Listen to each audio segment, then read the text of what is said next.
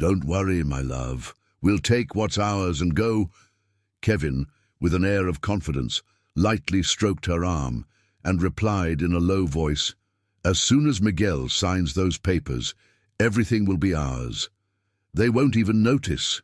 Amanda smiled mischievously, leaned in and kissed him, unaware that someone was there, hiding. Behind a half-open door, Annie Simons, the mansion's young cleaning lady, watched the scene with wide eyes. Her breath caught in her chest. Her heart pounded. Annie knew she shouldn't be there, but she'd stopped to pick up a forgotten tray and heard the voices. She brought her hand to her mouth in shock, trying to contain the sound of a nervous gasp. "My God, it can't be true," he murmured softly, almost inaudibly. And it was in that moment, with her heart aching and her hands trembling, that Annie understood that secret could change everything. But Annie wasn't always the housemaid. In fact, it all began when Annie was 8 years old and walked through the door of Delano Mansion for the first time, holding a scrap of blue fabric, the only reminder of her birth mother. Her shoes were a size too big, her hair hastily tied back, and she had the look of someone who had seen more night than day. Julie Delano, the matriarch, a sweet, lonely woman, bent down to the girl's level. "I'm Julie. You don't need to be afraid here, okay? Can I have this?" Aine held up the scrap. "With this and anything else you want. From today on, you have a home." Over the next few days, the museum-like house began to fill with people. Julie made a point of taking Aine to the West Washington St. Public Library, stopping at Ralph's for cocoa powder, and teaching her how to bake cookies like someone teaching her how to breathe. "House rule, Aine. No one goes hungry and no one is invisible." "What if I break something?" "We stick together. It's like that with dishes and with people." But the mansion wasn't just about laps. It also had corners. Samantha Delano, Julie's younger sister, didn't hide her discomfort. She showed up on Wednesdays, always with her husband, Brandon Delano, and an expensive perfume that announced her arrival before her voice. "Julie, you're getting too attached," Samantha said, examining Annie as if she were evaluating an out-of-print piece. "Charity is nice at Christmas. The rest of the year is another story," Brandon added, without looking directly at the girl. "I just hope she understands her place." Julie responded with a half-smile that was already a warning. "Her place is where I say it is. In this house, she is my daughter." It was Miguel Delano, a distant cousin of the family, the son of one of Julie's cousins, who always came on vacation, who saw Annie quietly. He was the same age, liked to draw maps, and collected French words in his notebook. "Salut, Annie," he joked, at their first meeting, sitting on the edge of the garden fountain. "Want to learn how to say friend in French? Ami? And family? Famille. So, can you be mon ami? Deal." And he extended his pinky. Promise sealed. They grew up as if they'd been born on different days as twins.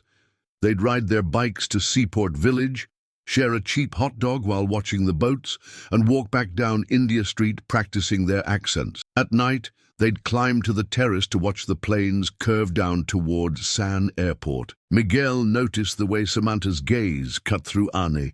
She often interposed her body in the hallways, like a human umbrella. "You don't have to bow," he would say, when he saw her shrug. "It's easier to go unnoticed, but you weren't born to disappear." Time, that invisible sculptor, smoothed the edges of childhood and became a quiet and attentive teenager, organizing the pantry by color and secretly reading the books Julie deliberately left on the kitchen table, Little Women, To Kill a Mockingbird.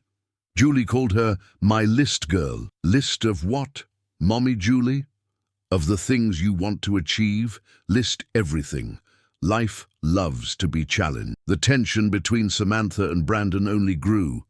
Sunday dinners became catwalks for indirect comments. "So, Annie," Brandon said once, twirling the napkin around his finger, "what are you going to be when you grow up? Because princesses aren't hiring." Annie's eyes widened, floored. Julie placed her hand on hers. "She'll be whatever she decides. And when she decides, you'll all applaud." Miguel, from across the table, concluded, "And if no one applauds, I'll clap alone. I'll make enough noise for everyone. In his sophomore year of high school, Miguel emerged with a new spark. He had discovered a debate club and a French-American teacher who encouraged him to dream big. "Arnie, I want to study law at the Sorbonne in Paris. International Europe, droit international," he said, almost breathless. "Paris," Aine repeated, trying to smile with a heavy heart. "I'm learning French every day. Je veux partir. Je veux apprendre. I'm happy for you. Promise you'll come with me, even if it's in my coat pocket." "I promise to be your airport," she replied, stealing a laugh. Julie heard their plans in the kitchen, stirring the saucepan. "Miguel, my dear, go see the world. Anne, my love, go choose yours. The only difference between those who can and those who can't is those who dare." One random Saturday, Julie took Anne to the Little Italy Mercato. They bought inexpensive flowers, sampled olive oils, and laughed with a street violinist playing La Vie en Rose. Aine clutched the blue scrap in her pocket, now cleaned, stitched, and reinforced by Julie, and thought that maybe, just maybe, the world had a place for her. Everything was perfect, and the months went by.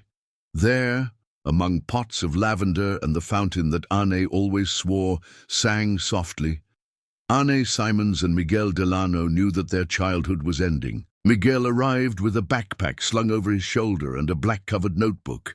There was a gleam in his eyes, the gleam of someone holding a ticket to the world. "The official email arrived," he said, opening his phone with trembling hands. "Université Paris 1, Panthéon-Sorbonne, International Law Program. I'm going to Paris." Anne tried to smile. Her heart wouldn't follow. "Paris is on the other side of the map."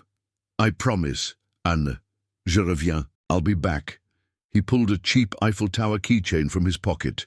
"For you to keep until I bring the real one." She attached the keychain to the strap of her own notebook and, in a silent gesture, unraveled a thread from the blue scrap she always carried and tied a knot around Miguel's wrist. "So, you remember where to return. How could I forget?" He rested his forehead against hers, taking a deep breath. "You're the part of the house that goes with me." They stayed like that, on the edge between laughter and tears, until the fountain sang again. Then they descended the stairs in silence. The world, down there, was already waiting for them. The farewell at Terminal 2 of the airport tasted of metal and stale coffee. The display flashed San Diego, New York, JFK, Paris, CDG. Julie insisted on going along, even though the doctor urged her to lessen her exertion. Mother Julie, you should rest," Anne whispered. "Rest, I'll rest when he's already on the other continent," Julie replied firmly, holding both of their hands as if joining two fingers of the same body. In the boarding line, Miguel gave Julie a long hug. "Thank you for believing always. Go and come back better, and when you write your laws, remember those who have no voice." Julie turned to Anne, fixing a lock of her hair. "Take care of yourself, my little girl." The boarding call rang out. Miguel swallowed the lump in his throat and took one last look at Anne. "See you soon. See you soon," she repeated, in the French she had learned from him. They moved away slowly, like someone untying a tie without breaking. Anne remained planted against the window until the plane became a tiny dot. When it disappeared, she could still see Miguel, but from within. 3 weeks later, the hallway clock read 6:17 a.m. When Anne heard the dull thud of porcelain falling in the kitchen, she ran. Julie Delano was sitting on the floor, one hand on her chest, the other reaching for the counter. "Mother Julie!" Aine fell to her knees, bringing her head to her lap. "Breathe with me. I'm going to call for help." Siren. Paramedics. 2 injections. The ambulance cutting through Washington St. The hospital too white. The doctor too serious. "I am really sorry." The world lost its sound. Aine's memory was forever tinged with the smell of hand sanitizer. The funeral at St. Joseph Cathedral brought together politicians, collectors, and business people. Aine sat in the last pew, the blue patch between her fingers, while Samantha Delano distributed measured hugs and Brandon Delano spoke of legacy near the photographers. Miguel called from Paris as soon as he heard. The call dropped 3 times. On the 4th, the voice crossed the Atlantic. "Ain, I'm so sorry. I wish I was there." "I know," she replied, crying soundlessly. "She loved you, and she believed in you. I buy the ticket and—" "No, the semester ends for her." Silence on both sides. The kind of silence that only exists between those who don't need to prove anything. The reading of the will took place in the office overlooking Coronado Avenue, smelling of leather and contract sheets. The lawyer, Mr. Hargrove, adjusted his glasses, cleared his throat, and began: distribution of real estate, creation of a foundation, shares in Delano Holdings, names, numbers, clauses. Annie Simons didn't appear in a single line. "There must be some mistake," Annie murmured, with the courage of someone who knows it will hurt. Samantha crossed her legs, a short smile. "There's no mistake. Julie had a big heart, but she wasn't irresponsible. Family comes first. She called me daughter every day. Sweet words don't change a birth certificate," Brandon snapped, signing a piece of paper like a gavel. "And now we need to get practical. The house needs you. As an employee." "Employee?" The word scratched his throat. "Housekeeping," said Samantha, as if announcing the menu. "You already know the house. Mrs. Park will train you. It's a good solution." Anne held his gaze, and lost, deep down, she knew she was alone at that table. She clutched the blue scrap in her pocket and nodded in a whisper. "I'll stay." "Great." Brandon pushed a folder. "Sign the contract here, full-time, service room, access via the service stairs, and please avoid the common areas when guests are present. Discretion, Ain." "It's the bare minimum," she signed. Each letter looked like a cut. In the basement, the new room measured little more than an open embrace. A metal bed, a narrow closet, and a high window that let in a sliver of morning sunlight. The boxes containing her belongings had been left in the hallway. Above, the name tag, Ain Simons, housekeeping. The training was objective and silent. Mrs. Park, the housekeeper, went through a list without making eye contact. Guest floor bathrooms on Mondays and Thursdays, marble floor polishing daily, no acidic products on the handrails. The Delanos don't like strong odors. And remember, service stairs, always. "Yes, ma'am." The first week was a pain. Ene scrubbed the lobby until her knees were hot, polished silver in the breakfast nook while the wind from Harbour Drive blew through the windows, arranged crystal glasses on the terrace, listening to distant laughter. Samantha would pass by and make a point of noticing dust on the baseboard. Brandon would point out an invisible stain on the banister. "And keep your head down," he said once, without stopping walking. "It's better this way." At night, Anne wrote in a cheap notebook, grocery lists for the kitchen, French words Miguel had left. Fleur, courage, retour. She drew the fountain, the house inside, her own hand clutching the blue scrap. It was her way of not disappearing. Miguel sent messages between seminars, photos of the streets of Saint-Germain, the Sorbonne, a loaf of bread fresh from the oven. "You're right there with me," he'd write. Or send a photo of the fountain. Annie would send. Then she'd stop crying and go to sleep. Time, always time, pushed the months along. The house adapted to the new order. Samantha and Brandon taking charge of dinners, the housekeeper watching the hallways, Annie becoming a useful shadow. Only the fountain continued to sing, perhaps remembering that one day someone had promised to return. And while Miguel Delano learned to say justice in another language, Anne Simons learned to survive in silence, in the language of everyday life. Fate separated them by streets, oceans, and surnames, but not by what Julie had taught her. No one is invisible forever. Time passed, and then the plane landed in San Diego, late in the afternoon. From the car window, Miguel could see Balboa Park, the Laurel Street Bridge, the wind-swept palm trees of Harbour Drive. His backpack held souvenirs from Paris, and in his pocket an engagement ring. 6 months earlier he had met Amanda Hart at the Musée d'Orsay. Now he was returning home certain that everything would fall into place. He thought it would. The Delano mansion in Mission Hills was as usual. Carrara marble in the hall, oak staircase, the faint smell of new wax, and, kneeling at the foot of the stairs, rubber gloves on, bucket of warm water in hand, was Anne Simons. "Annie?" Miguel's voice faltered. She looked up. A second of surprise, another of suppressed joy. "Miguel, welcome back." With tears in her eyes, she forced a smile. "Sorry, I can't get up now. Mrs. Samantha wants the hall sparkling before dinner." Miguel slung his backpack off his shoulder, squatted down without thinking, and took her hand to help her stand. "You don't need to," he began. "Yes, I do," Anne whispered, discreetly pulling her hand back. "When I'm an employee here." "What does employee mean, Samantha?" He turned when he heard his aunt's heel on the marble. "Annie was raised in this house as family. She was raised lovingly by my sister," Samantha Delano replied coldly. "But family is something else. Everyone has their place." "Miguel." Brandon Delano appeared, adjusting his tie. "Anne has a salary, a contract, a place to live. It's more than most people have. Gratitude is also a place." Miguel took a deep breath. "Gratitude isn't a leash. She shouldn't be kneeling on the floor of the house of the mother who loved her." Samantha held his gaze. "The house is mine now, and discipline maintains order." Before the argument could escalate, a soft voice cut through the air. "Honey, is everything okay?"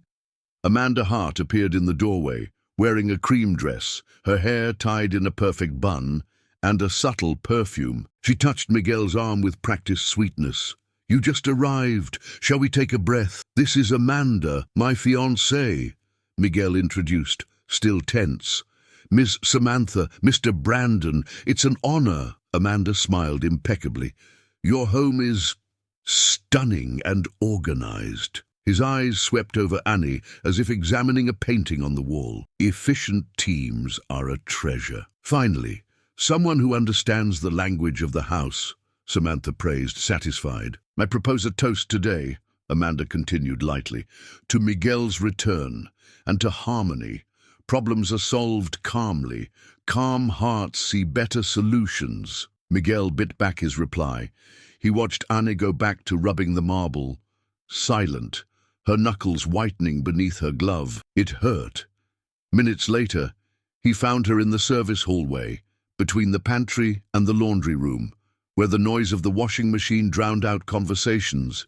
"Anne, look at me. This is wrong. I can talk to lawyers. I can—" "No," she cut in gently. "Don't touch that. They'll say you came back bringing trouble. And your fiancée?" She hesitated. "She just got here. I don't want any trouble for you." "You were never a problem. You were always my best friend. I'm sorry you're not here," Miguel said softly, as if confessing. Anne smiled sadly and strongly. "Then put this away and go there. They're waiting for you. It's your welcome dinner, not mine." Amanda's voice came from the main hall, crystal clear. "Miguel, the champagne is already in the glass." He was caught for a moment between two worlds. He looked at the ring in his pocket. He heard the water dripping from Annie's squeegee into the bucket.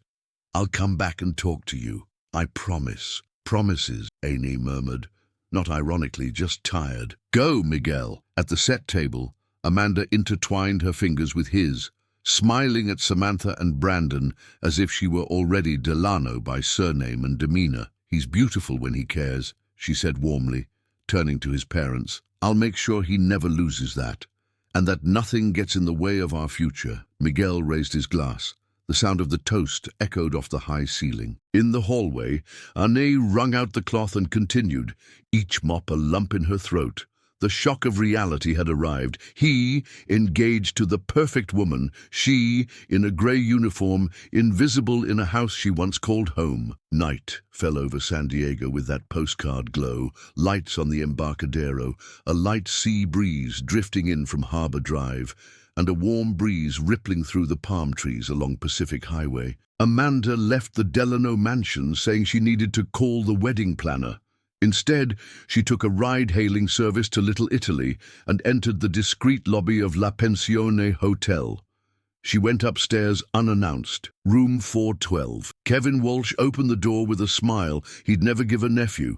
Suit without a tie, grey hair slicked back, expensive perfume, and a glass of bourbon in his hand. "You're 3 minutes late," he said, without taking his eyes off her. "Long enough to make you miss me," Amanda replied, pushing the door open with her hip, and in a second they were kissing as if claiming territory. As they walked away, Kevin took a moment to appreciate the victory on her face. "So, how's our prince doing?" "Blind," she laughed, kicking off her shoes. "Blind and enchanted.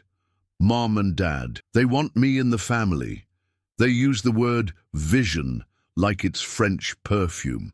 I return it with legacy and stability, and voila, they're docile." Kevin took a sip, satisfied. "You always had a perfect ear for the music rich people like to hear about themselves, and you taught me to conduct," Amanda whispered, resting her head on his shoulder. "But this time the orchestra is big." He picked up a thin folder from his desk and opened it as if revealing jewels. "Let's get to the point. The Delano Trust has a philanthropic arm, the Delano Foundation. If the board approves an operational restructuring, we'll move part of the liquidity to an art endowment managed by," he smiled, showing a contract, "Walden Advisory, our old shelter. And for that, I need Miguel's signature as co-trustee of the fund," Amanda added, without looking at the paper. "I've already planted the speech. Honey, I want to see you involved in the decisions that define our future."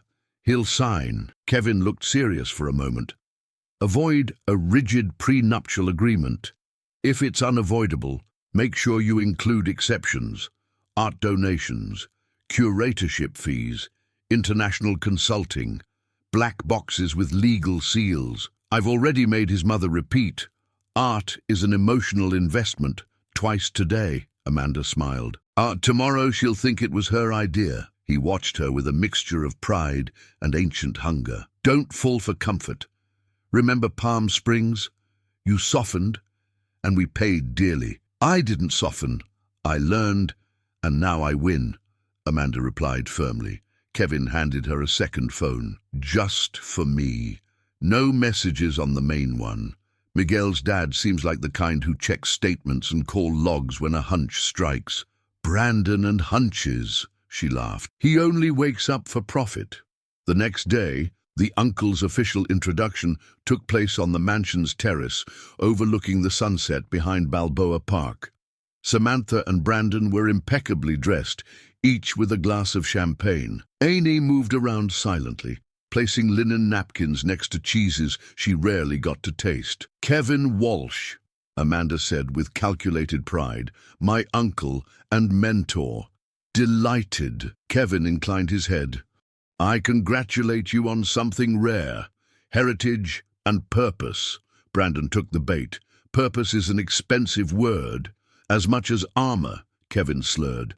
"I see an opportunity to modernize asset protection without fuss, structures that fit in a press release and ward off bad looks." Samantha looked at Amanda, pleased with the connection. "I like you, Kevin. I like people who speak our language." "I'll just translate what you already know," he replied gently. "A legacy needs a stage, and a stage is built with curation." Miguel appeared beside Amanda, his hand clasped. "If it'll put my parents' minds at ease, I'll sign whatever it takes," he said. "I trust you, and I'll take care of you," Amanda replied, looking him in the eye as if the world could fit in them. Behind the china cabinet, Amy heard words she didn't usually hear in the service hallway. Trust, endowment, limited powers. 2 signatures suffice. A cold needle ran down her spine. She set the tray on the side table, straightened the stack of napkins to hide her attention, and when she turned, she lightly brushed against Kevin's jacket. A piece of paper slid to the floor. She bent down and returned it. "Excuse me, sir. Ain't, isn't it?" Kevin smiled quickly. "Careful hands.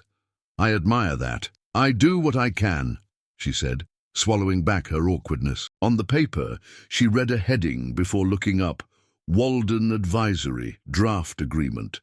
Later, when the terrace was empty, Miguel and Amanda walked through the garden. "My mother, sometimes she goes too far," he confessed, "but I want to make this work."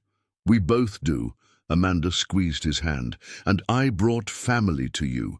Kevin is the closest thing I have to a father. You two are very close," Miguel said fondly. "We always have been," she replied, letting the silence fill in where it should. In the service kitchen, Annie was washing glasses when she heard muffled laughter coming from the garage through the half-open door. She peeked in for a second, Amanda and Kevin standing too close in a dark corner, speaking softly, an intimate touch on the waist, a secret passing from mouth to ear. Annie recoiled, her heart hammering against her ribs. "You're leaving traces," Kevin muttered. "Watch out for the girl." "The cleaning lady?" Amanda smiled. "No one listens to the cleaner, and if they do, they call it envy." He cupped her chin with his thumb. "The wedding is in 3 weeks. I need the signatures before then." "You will," Amanda assured. "Miguel has already said, 'I trust' twice today. The third time, he signed without reading it." "Good girl," Kevin whispered, and the compliment sounded like a stamp. That same night, Amanda's secondary cell phone vibrated. "Kevin, final endowment draft ready. I need Brandon and the CFO's emails." "Amanda, I'll send it to you tomorrow. Miguel is hesitant with the prenup. I'm steering towards a poetic agreement." "Kevin, no stone in the shoe. If he insists, we'll make exceptions. You know." "Amanda, I always know." She deleted the conversation and turned off the device. In the attic room where she slept, Anne sat for a while on the mattress, staring at the ceiling. She remembered Julie Delano putting a blanket over her that first night in that house, years ago. "You're safe here," Julie had said. Anne closed her eyes. That was no longer true. There was something crooked growing between the walls, and its name was a lie. Downstairs, Amanda fell asleep contentedly. The board was set, Miguel in love, Samantha and Brandon bewitched, Kevin with his roles ready. The uncle was just a facade, the lover, the accomplice, the shadowy maestro, and the music followed the beat they chose. For now, the sunset was tinging the San Diego skyline orange as the Delano Mansion's garden lights were switched on one by one, like obedient fireflies. Long tables, ivory linen tablecloths, silver candlesticks reflecting the candle flames, a string quartet playing Cole Porter under the bougainvillea-covered pergola. From the terrace, the outline of downtown and the glow of Harbor Drive could be seen in the distance. It was the prep dinner, the rehearsal for what should be perfect. Anne Simons walked with a tray of glasses, wearing a simple black office dress, her hair tied back, her posture discreet. She knew every rhythm of that house, the sound of Samantha Delano's laughter when something pleased her, Brandon's impatient throat-clearing when the champagne was running late, the way Miguel would set his glass down when he was about to say something important. And that night, it all seemed over-rehearsed. "My dears, in just a few days we sealed not only a marriage, but a fusion of visions." Samantha raised her glass. "Amanda brought light to my son's life, and Kevin brought prudence to a legacy." Applause, calibrated smiles. Anne placed a fresh bottle in an ice bucket and, without meaning to, caught Amanda Hart as reflection in polished silver. Her posed smile, her head tilted slightly so her earring sparkled, and her eyes furtive, searching for someone behind the peony arrangement. That someone was Kevin Walsh. In a midnight blue suit, with impeccable grey hair, he was talking to the family's CFO, Robert King, but his eyes weren't there.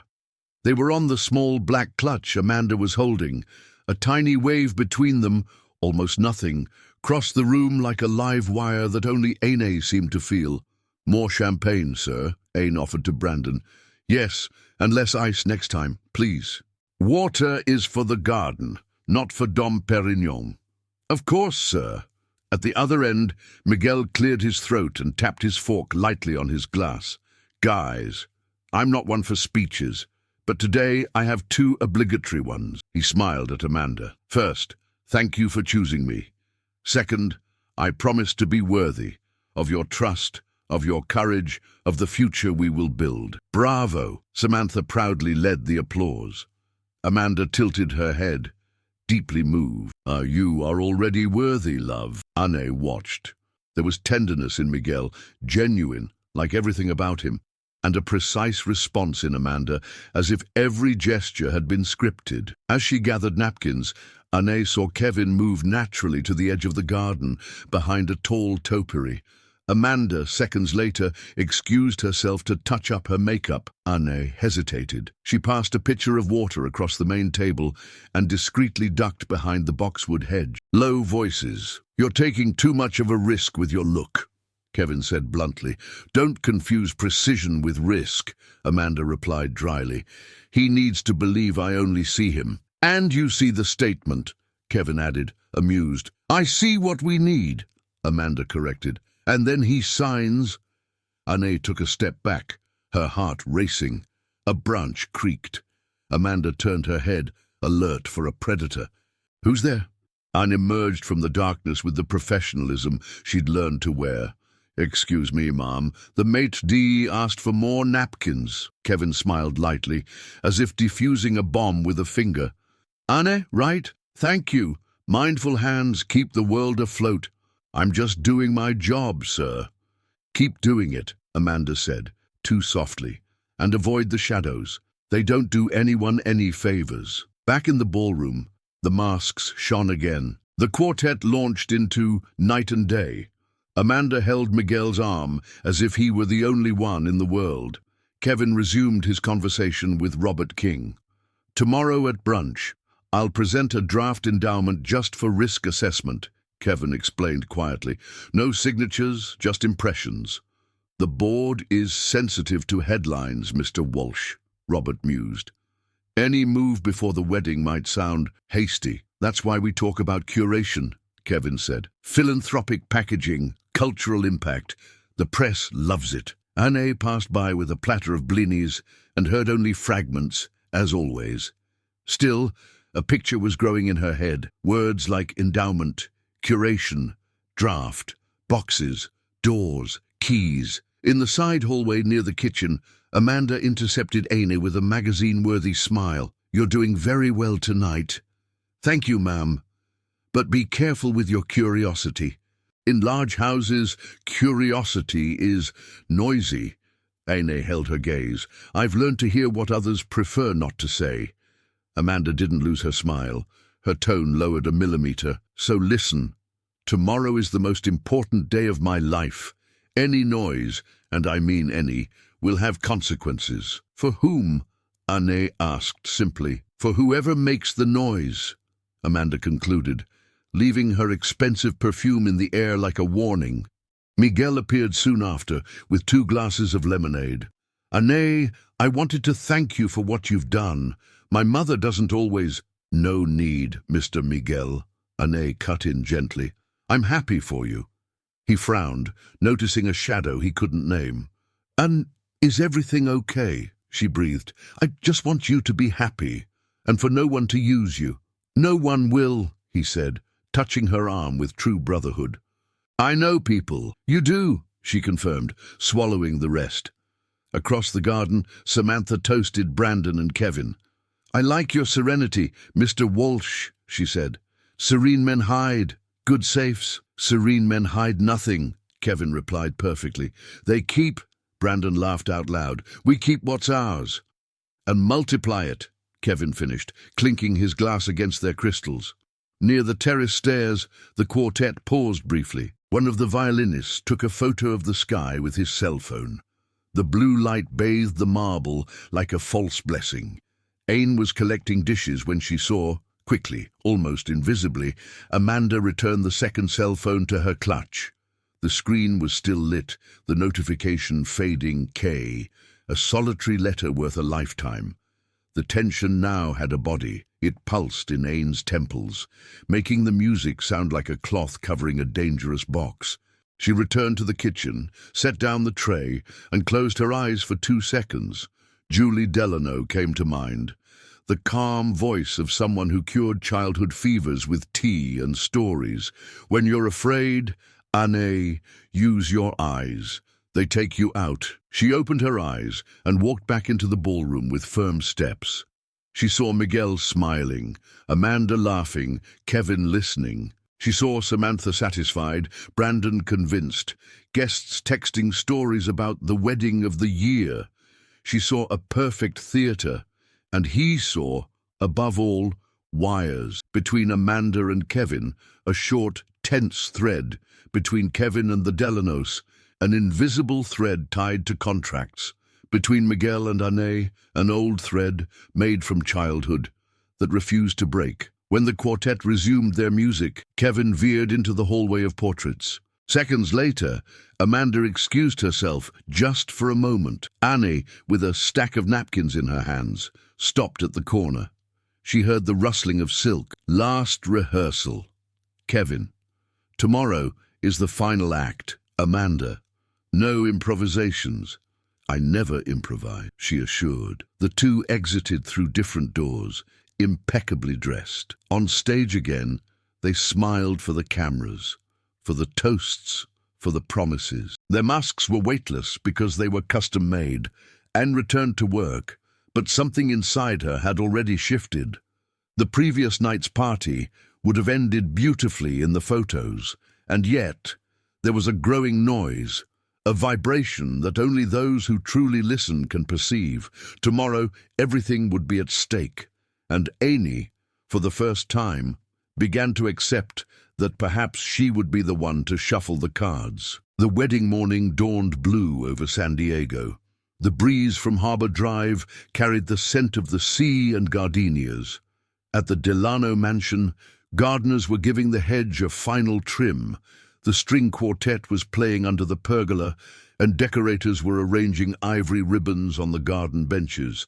Inside, an entire hallway perfumed the house with peonies and white roses. Anne Simons walked through the hallways with a basket of linen towels in her arms, silent sneakers, her service badge in her pocket. She'd slept poorly. The previous night's party was still lingering in her mind. Whispers, glances, a second cell phone in Amanda Hart's clutch. She turned the corner of the family portraits and stopped. The music room door was just ajar, and from it came a whisper of silk and cognac. "Relax, my love." The male voice was low and familiar. "Kevin? Not today," Amanda replied, breathing quickly between laughs. "Anyone can come in." "So what? In a few hours, you'll have the missing signature," Kevin Walsh said, pressing his mouth against hers. Anne stood still. Her heart pounded in her throat. She pushed the door open a few millimeters with her fingertips. Inside, between the grand piano and a fabric-covered screen, Amanda and Kevin were kissing, without a shadow of a doubt. It wasn't an uncle's embrace. It was a meeting of accomplices. "After the ceremony, we're going straight to the First Pacific Bank vault," Kevin murmured, his chin in her hair. "The endowment plan is in the blue envelope. The trustee signs it on Monday. We'll transfer it within 72 hours. "And the family?" Amanda asked, with the crooked smile of someone who's already won. "The family will be busy crying with joy." "Then that's it," she whispered, biting her lip. "We'll take what's ours and disappear." Anne felt her own world shift an inch. She was afraid. She was angry. She felt sorry for Miguel Delano, and she acted. With a trembling hand, she pulled her cell phone from her apron pocket. She set it to silent. She muted the shutter sound. She took 2 steps back and framed it through the crack. The kiss, the hands, the complicity. Click. A second angle, their heads close together, Amanda's finger stroking his lapel. Click. The third, when Kevin looked up and said, "Clear as bells, we will toast far from here, mon amour." Click. The doorframe creaked. Kevin froze. Amanda stopped smiling. Ain backed away so quickly she felt her shoulder hit the wall. A shadow fell across the floor. Kevin pushed open the door. "Who's there?" His voice was now razor-sharp. Ain swallowed her panic and showed off the basket. "Sorry, sir. Towels were requested for the powder room." Amanda regained her smile, as if putting on a ring. "Great, dear. Leave it there and close the door, please." Amy placed the basket on the side table, smelling Amanda's expensive perfume like smoke. She didn't look at them. She just did what she'd done her whole life. She left silently, but with her eyes open. In the hallway, she took a deep breath, once, twice, 3 times, and ran to the pantry, where no one was there. With fingers still trembling, he saved the photos, sent a copy to his own email, and backed them up to the cloud. Then he opened the window and let the wind dry the cold sweat on the back of his neck. "Calm down, Anne. Think," she whispered, alone. "Think." Outside, someone shouted, "Flowers for the altar," and the quartet launched into a passage by Debussy.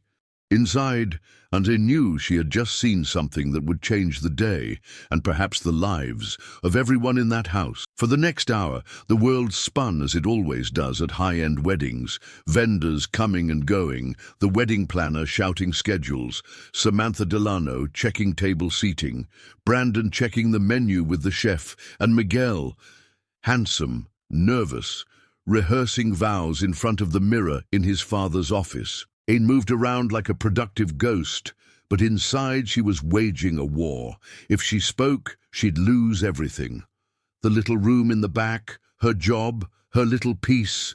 She'd be massacred by Samantha, by Brandon, by the guests. She'd be called envious, self-serving, unbalanced. She might even be sued.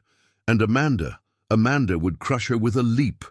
If she remained silent, she would condemn Miguel to a false marriage and a calculated coup. The sweet boy who played with her on the porch steps, now a man, would fall into the abyss he couldn't see. She entered the laundromat to breathe. She sat on a bench, propped her phone on her lap, and opened the photos. There lay the proof, the disgust, the courage. She brought her hands to her face. Above the noise of the machines, she heard the voice she'd remembered since she was 8, Julie Delano, the woman who taught her to exist. "When you have to choose between your peace and the truth, Anne, choose the truth. Peace returns, lies don't." A knock on the door.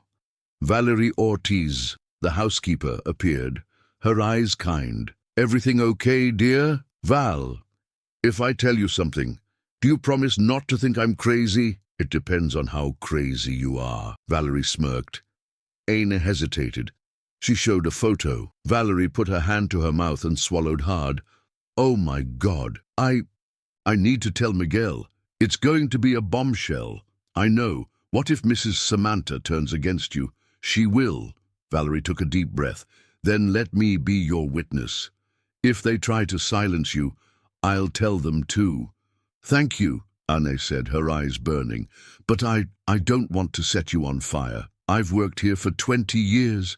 I know when there's smoke. And today there's fire." Anne left the laundry room with a plan in the making and her legs still weak. She decided to try to speak to Miguel privately. 5 minutes, one chance, before the ceremony. In the hallway connecting the offices to the garden, she saw Miguel adjusting his tie in front of a mirrored door. She knocked slowly. "Miguel," he turned, surprised, genuinely happy to see her. "Anne, I was thinking about you. I wanted to ask you to sit in the first pew, on the left. That's where I need to talk to you now." His expression changed. "Did something happen?" She opened her mouth, but Amanda appeared from the other side of the aisle, radiant, crushing a pale lipstick on a napkin. "There you are, love." She grabbed his arm, kissing him lightly. 5 minutes until the groomsmen enter, and, "Dear, can you tell the quartet that I'm going in with Claire de Lune, not Pachelbel? It's more a me." Aine felt the door close in her face, without anyone having touched her. Amanda smiled with only her teeth. "Thank you." Aine went down 2 flights of stairs and recalculated. Plan B. Talk to Samantha. Maybe the mother, loving her son, even with all the hardships, would at least want to listen. She found Samantha in the dining room, meticulously adjusting her cutlery. "Mrs. Delano, I have something important to show you." "Anne, please." "Not now. The caterer got the white glasses wrong. It's about Amanda." Samantha looked up impatiently. "The bride. What's wrong?" Annie breathed firmly. "I saw Mrs. Amanda with Mr. Kevin. They—" "Enough," Samantha cut in, frozen. "Your opinion of my guests doesn't interest me, and if I hear you invent another syllable, you're out of this house today. Do we understand each other?" "I have proof." "You're jealous," Samantha spat, with a thin smile. "And I have security." Anne recoiled, her face burning. For a second, she considered giving up, deleting the photos, running to the small room, packing her things in her backpack, and disappearing before she was dragged out. But then he saw Miguel through the window in the garden, laughing nervously with Brandon by the flower arch. He saw a boy he'd known with scraped knees and an open notebook, willing to believe in the good in the world. He saw Julie again, saying that truth is a living thing, that it needs to breathe. She returned to the pantry. She opened her email app. She sent the photos to herself again, to a second address. She also sent them to Valerie. Then she saved them to a small flash drive, the same one she used to store her music on, and taped it to the lining of her dress, close to her skin. The wedding planner rushed past. Bride and groom ready in 2 minutes. The quartet began Claire de Lune. Guests rose. Amanda appeared at the top of the stairs. Perfect, her veil light as a well-told lie. Annie closed her eyes for a moment. She chose, "I'm sorry, Julie," he whispered to himself, to the story, to his fear. "I'll tell you." And her heart pounding like a drum, she walked out of the hallway and into the garden, no longer as the girl who was being told to be quiet, but as the woman who was going to breathe the truth at the Delano altar. The garden at the Delano mansion in San Diego looked like something out of a dream. The white flower arch, the petal-strewn aisle, the soft light reflecting off Harbor Drive. Everything was ready. Everything was perfect. The string quartet began Claire de Lune, and the guests rose, cell phones raised. Miguel Delano, in a navy suit, adjusted his tie with trembling hands. He smiled when he saw Amanda Hart at the top of the staircase, a light veil, a flawless dress, the image of what he believed would be forever. On the aisle side, Annie Simons held a spare arrangement, her legs limp, her heart pounding. Taped to the lining of her simple dress was a USB flash drive, her shield. To her right, Valerie Ortiz gave her hand a light squeeze. "If you're going to speak, speak from the soul," Valerie whispered. The officiant began beautiful words about love and trust. Samantha and Brandon Delano watched like someone watching a business about to close. Claire de Lune died in silence. The guests sat down. The officiant took a breath and opened his notebook. "If there is anyone here who has a legitimate reason why this wedding should not take place, speak now or forever. Hold your peace." The air split into 2 halves. Anne took a step forward. Another. Her knees wanted to give out, but she remained standing. I need to talk." The entire garden turned to face the cleaning lady. A muffled chuckle could be heard from someone in the background. Samantha rose 1/2 inch from her seat. "Sit down, Annie," she snapped. Icy. "It's not your place." Miguel turned around, confused. "Anne?" Amanda smiled, sweet as poison. "Honey, you must be nervous. We'll talk later." Anne took a breath like someone learning anew. "It's about you, Amanda, and about him." She pointed to Kevin Walsh, standing 2 rows back in a grey suit, borrowed Uncle Tane, with his eyes like a closed window. A tremor ran through the chairs. Brandon raised his hand to the security guard. Valerie stepped forward firmly. "She's going to speak." The officiant nodded seriously. "Let her finish." Annie lifted her chin. Now, there was no turning back. "This morning, in the music hall," Anne said, her voice steady despite the tremor in her fingers, "I saw the bride kissing Mr. Kevin Walsh. I heard them agreeing to go to the First Pacific Bank after the ceremony, get the trust documents, and disappear with what was theirs. I'm not here to humiliate anyone. I'm here to stop a coup. A wave of whispers swept through the garden. Samantha stood up straight away. That's a lie. Jealousy. You want to ruin my son's day. Brandon pointed. Security. Remove that girl now. Miguel raised his hand firmly. No one touches her. And to Anne, are you sure of what you're saying? Amanda laughed in disbelief, her eyes moist just the right amount. Miguel, please. This is cruel theater. This girl has always been after me. She must have manipulated an image. Deepfakes, you know, these things exist. I brought proof. Aine touched the lining of her dress, removed the flash drive stuck to her skin, and held it up. Images. 3. She turned to the DJAV area. Can you project? The technician, confused, looked at Miguel. Miguel nodded tensely. Samantha blurted out, Absurd! Valerie glared at the technician. Please. He connected. The LED screen in the background, which would display photos of the couple, flashed image 1. Amanda and Kevin very close, between the piano and the music room curtain, their faces clear. The kiss, without a doubt.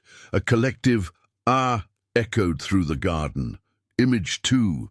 Kevin's hand on his lapel, Amanda's knowing smile, the distance between two people who know each other inside out. Image 3. Kevin, head held high, mouth clearly articulating, We'll toast far from here, mon amour. Amanda lost her smile. Kevin's jaw hardened. Samantha glanced between the screen and her son, no longer feeling confident. That doesn't prove anything. Amanda tried, her voice rising a half tone. They could have faked it. Anne didn't attack. She didn't scream. She just took a deep breath. Miguel, I owe you the truth. You were my friend when no one else was. I couldn't let you go into this blind. Samantha took a step forward, finger pointing. Shut up. You always wanted what isn't yours. Valerie stepped between them. Enough, ma'am. Aine is protecting your son. Miguel looked at Amanda. For a moment, the world reflected in his eyes like breaking water. Look at me, he said softly. Tell me this is a lie. Now. Amanda opened her mouth, closed it, opened it again, searching for a text she'd memorized, but this time the words wouldn't come. Kevin cleared his throat, trying to regain control. That's a mistake. I was comforting Amanda. She was upset. The photo took a moment. Miguel slowly turned his face to him. What about First Pacific Bank? What about taking what's ours? Silence. Back there, someone dropped a glass. The sound of glass hitting the floor sounded like a full stop. It was Kevin who broke first. A bead of sweat ran down his temple. He looked around, calculating doors, distances, witnesses. A man accustomed to service ladders.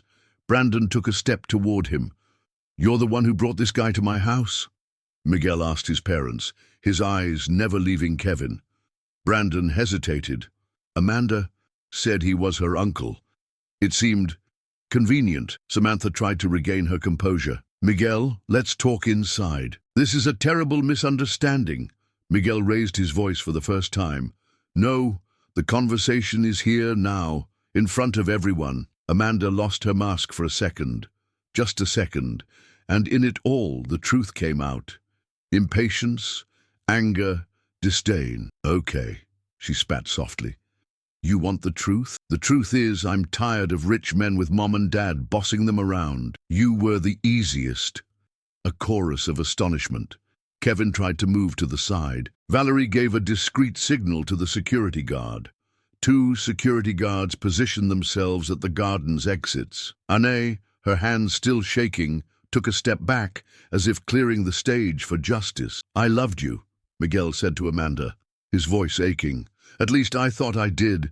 You looked at me like I was enough. You were the bridge, Amanda said coldly. I always loved the view. Kevin snorted, tired of the act. Enough. This is over. Let's go, Amanda. Nobody's going anywhere, Miguel said, now frozen. He pointed to the screen, to the images. This is proof, and this, He pointed to his chest. "Is the last time you'll see me like this." Samantha tried to salvage something from the wreckage. "Son, don't expose—" "Mom," Miguel cut in firmly, "you've been hurting the wrong person for years. Today, the one who protected me was the one you despise." He looked at Anne. His look was a hug, an apology, and a thank you, all rolled into one. "I'm calling off this wedding," he announced, clearly without shouting, "and I'm opening an inquiry with our lawyer tomorrow about attempted fraud. Kevin, you falsely presented yourself as uncle. Amanda, you broke into our house with a plan. This will not go unanswered." Amanda gave a hollow laugh, looking at the guests as if asking for a stage. "Tragedy. The prince abandoned by the maid and the governess. What a beautiful script. It's beautiful to see the truth." Ain replied simply, "Even when it hurts." A stray burst of applause rose from the back row. Then another. Then a murmur of approval that grew into a clear sound, not of celebration, but of relief. Kevin tried the final blow. "You have nothing against me." Valerie held up her phone. "I have a copy of the photos Amy sent me at 10:23, and the internal camera logs show you entering the music hall together at 10:16. The head of security has already made a backup." Kevin slumped. Amanda gritted her teeth. Miguel took the ring from his pocket and closed his hand, as if returning it to himself. "Ceremony closed," said the officiant seriously. Closing the book, the orchestra fell silent. The flowers seemed heavier. The morning, however, became lighter. Miguel walked over to Anne. He didn't touch her, not there, not then, but he bowed his head in a gesture of respect that only those who have been through the storm understand. "Thank you," he said, simple as truth. Ain nodded, her eyes shining. "Now you're free." And as Amanda and Kevin were escorted out under a sea of whispers and cameras, as Samantha and Brandon tried to pick up the pieces of their pride, the feeling lingered that something more important than a wedding had happened there. The lie had fallen. Miguel then handed the ring to the security guard for safekeeping and walked down the petal-lined corridor as if finally standing on his own 2 feet. He looked for Annie Simons and found her at the side of the garden, near the service gate, her hands still trembling and her heart racing. "Can I?" he asked, wary, afraid of invading her space. Ain nodded. He stopped a step away. "I can't measure what you did for me," Miguel said softly. "I was blind, and you gave me eyes. I just chose not to turn my face away," she replied. "But I'm leaving here. Today. Although, how? From the mansion, from the job, from this address. I have no other place, but I have peace when I don't owe anyone anything." Miguel nodded, the words weighing heavily on him. "Then let me do something right, for the first time in a long time," he asked. "Let me go with you." Anne's eyes widened. "Miguel, your parents, my parents have their own biography to deal with. I need mine, and I don't want the first page to start with a lie again." Valerie Ortiz approached with a coat in her hands and an expression that said, "It's going to be okay." "The service truck is free," she told Anne. "I've already collected your things from the room and put them in 2 boxes. My number is stuck on the lid. Wherever you're going, call me when you get there." Valerie, Ain hugged her tightly. Thank you for seeing me. Thank you for watching over all of us," Valerie replied, her eyes moist. In the garage, Samantha intercepted her son for the last time. "If you leave this gate with this girl, don't come back expecting the family's goodwill." Miguel did not raise his voice. He raised his spine. "Mom, you taught me etiquette. Ain taught me dignity. Keep yours. I'll go with mine." He opened the truck door, helped Annie climb in, and started the engine. As they passed through the iron gates of the Delano mansion, San Diego opened up before them, vast and honest. The radio was off. Only the sound of the wind filled the spaces. "Where to?" he asked, at the traffic light on the Pacific Highway. Ain looked at the horizon, as if searching for a north that fits in her chest. "A place where no one calls me an intruder for existing," she said with a small smile. "I heard Portland, Oregon is beautiful. It rains a lot, But I've already learned to walk in the rain. Miguel smiled slightly. Then let's go up I-5 until the map says welcome. The road sowed the day with white streaks. They stopped at a highway Denny's near Reading, shared pancakes, and shared a pleasant silence. Ain stirred her coffee with her finger stuck in the cardboard, as if mixing courage and fear. I don't know what you expect, she said finally. I don't have any big promises to give you. I only have the truth. That's all I was missing, Miguel replied. I didn't come looking for a movie romance, Anne. I came looking for air, and you are air. She laughed shyly, leaning her forehead against the window. Then let's learn to breathe slowly. 2 days later, they crossed the bridge over the Willamette River, the sky grey and the trees mossy. A blue sign read, "Welcome to Oregon." In Portland, they rented a simple studio near Division Street, with creaky wood floors and a window overlooking a row of maple trees. The first few weeks were a primer on new beginnings. A mattress on the floor, a second-hand coffee maker, 2 ceramic plates, 3 spare pieces of silverware, a vase with eucalyptus branches that scented the air. He'd landed a cleaning shift at the Oregon Museum of Science and Industry, OMSI, and a night spot in an early childhood education program at Portland Community College. Miguel landed a remote job as a project analyst, without his last name opening doors, but with his talent paving the way. On Wednesdays, they walked along the East Bank Esplanade and watched the lights reflect on the river. Miguel learned to cook pasta with garlic and olive oil. Annie taught him how to fold a fitted sheet. He hung a photo of White Point Garden on the wall, not as a wound, but as a reminder of the last day when lies ruled. One night, Annie opened a box and took out the masking tape containing the life-saving flash drive. She placed it on the table. "This is my borrowed courage," she said. "From now on, courage lives right here." And she touched her chest, over her heart. Miguel took her hand gently. "Shall we go slowly?" "Let's go together," Ain corrected. In San Diego, the Delanos were trying to mend the broken bones of their family. Amanda Hart and Kevin Walsh were facing investigations for fraud and impersonation. The newspapers wouldn't let the story go. Samantha and Brandon discovered that reputation is a thin blanket when it really rains. But that was another story, and neither of their names appeared in Miguel's new address book. In the window of the Portland studio, autumn crept in as if asking permission. Anne hung a piece of paper on the wall with a pen-written phrase, "Truth is home. Whoever finds it no longer sleeps outside." Miguel read it, rested his chin on her shoulder, and pointed to the future, not far away, but clear. "Tomorrow, after your shift, I'll take you to Powell's City of Books. They say you can get lost in there." Ain smiled. "I've been lost my whole life. Now I want to find myself." He kissed her, unhurriedly, as if sealing a peace agreement.